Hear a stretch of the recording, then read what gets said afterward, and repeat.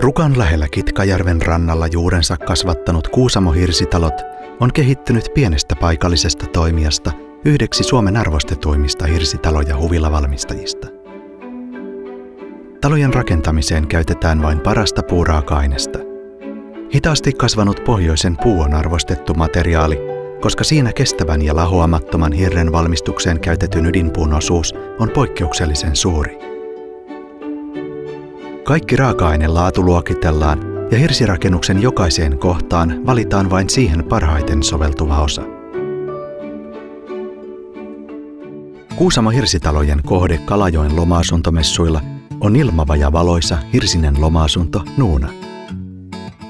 Tässä persoonallisessa ja mielenkiintoisessa lomakodissa elämä pyörii valoisan oleskelutilan ympärillä ja tilaa riittää monenlaiseen elämiseen. Loma-asunto on suunniteltu 2 aikuiselle, joilla on pari kappaletta lastenlapsia ja he viettävät puolet kaupungissa ja puolet loma-asunnossa, jossa he voivat sitten tehdä töitäkin. Nuuna tuntuu sisätiloiltaan paljon todellista neliömääräänsä suuremmalta.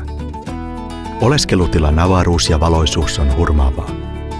Suunnittelun lähtökohtana on ollut toiminnallisuus ja huonekalut on varustettu pyörillä helppoa muunneltavuutta ajatellen.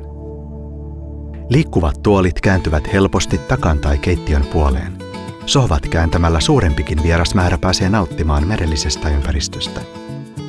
Värimaailma Nuunassa haluttiin tämmöinen kesäisen kepeä, luontoa sisälle ja kepeitä verhoja, että ei viedä sitä merimaisemaa pois.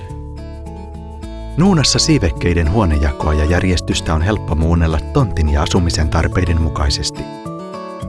Hirsi seinämateriaalina hengittää luonnollisesti. Massiivinen puurakenne tasapainottaa lämmön ja ilmankosteuden vaihteluita.